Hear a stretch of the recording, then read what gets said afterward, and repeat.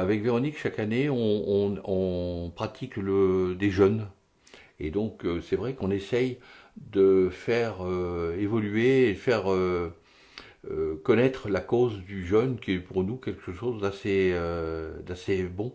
Alors, beaucoup de gens disent, oh bah oui, mais toi t'es gros, donc ça te fait du bien de faire un jeûne. Mais bon, le jeûne, c'est pas que pour les gros, c'est aussi pour se ressourcer, remettre en place son microbiote. Et du coup, on essaye de défendre cette cause et au sein de certains organismes auxquels je participe, avec des amis qui eux, se sont investis depuis bien longtemps.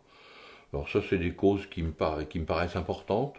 C'est lié à l'écologie, tout ça, parce qu'en fait, derrière, il y a aussi et c'est lié à la cuisine et au bien manger.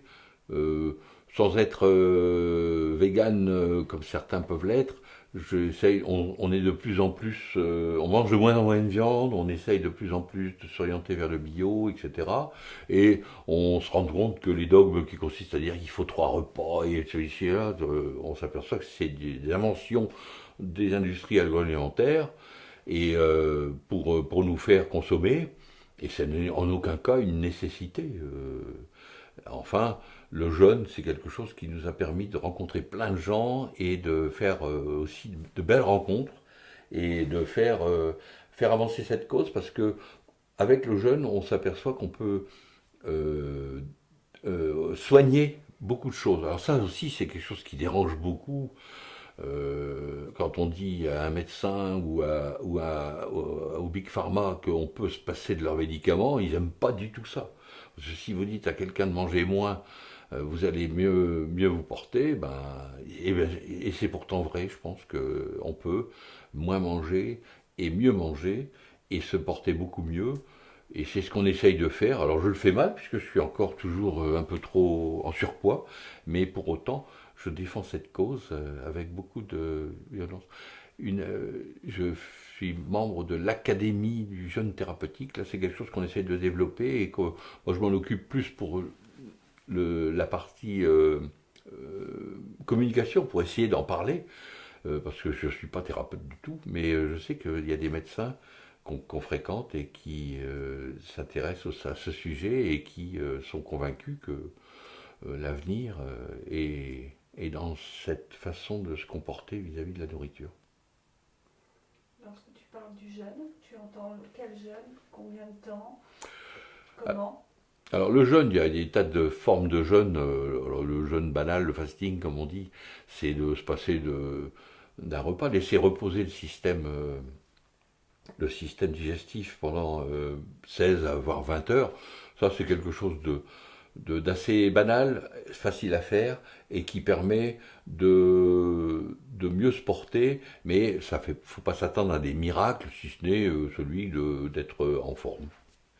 Par contre, on pratique aussi des jeûnes un peu plus longs où là, on rentre dans une phase beaucoup plus complexe, la cétose, enfin il y a tout un tas de techniques qui rentrent en ligne de compte, où là, on jeûne, on se prépare pendant une semaine avec une descente alimentaire régulière, on jeûne pendant une semaine, voire deux, et après on remonte tranquillement en alimentation.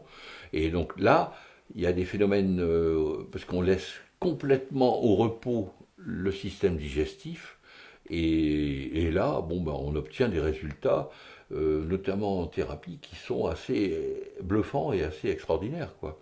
Alors, beaucoup de gens ne s'imaginent pas y arriver, et Véronique comme moi, Véronique qui est plutôt maigre et moi qui suis plutôt gros, on y arrive très bien. Et on peut s'arrêter de manger. On continue à boire, c'est pas des jeûnes secs, mais on continue à boire, on continue à se. Alors, la méthode qu'on utilise, c'est la méthode Buringer, qui est une méthode allemande, parce que le jeûne est remboursé par la Sécu là-bas, hein, c'est quelque chose de reconnu et de connu et de pratiqué couramment.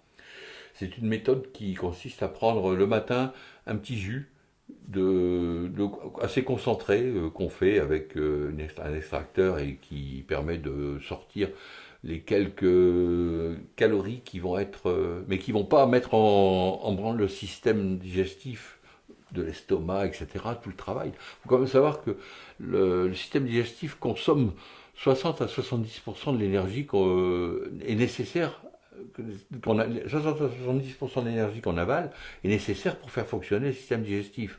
Donc, quand vous arrêtez de manger, vous pouvez déjà, pour 70%, vous pouvez complètement stopper de manger.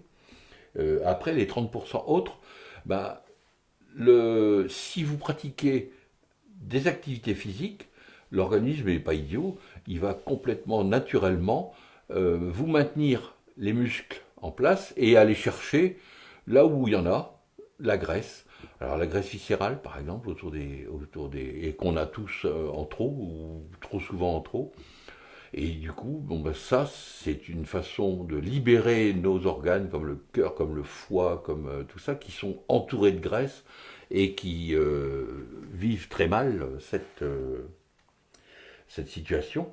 Et du coup, bon ben, à l'issue d'un jeûne, on rajeunit, on est rajeuni. Et c'est à la portée de tous, même si souvent les gens s'imaginent que ça va pas être possible. Moi, ce que je vis le plus difficilement, c'est la descente alimentaire plutôt que le jeûne lui-même. Le jeûne, une fois qu'on est parti, alors par contre, on n'essaye pas ça tout seul. Parce que si on fait ça tout seul, il y en a qui y arrivent, mais c'est difficile, il faut être préparé, il faut savoir. Par contre, quand on le fait avec un groupe, comme on le fait nous régulièrement, 1 ou 2 fois par an, bon bah ça se fait tout seul, on découvre en plus des coins formidables qu'on connaît ou qu'on connaît pas.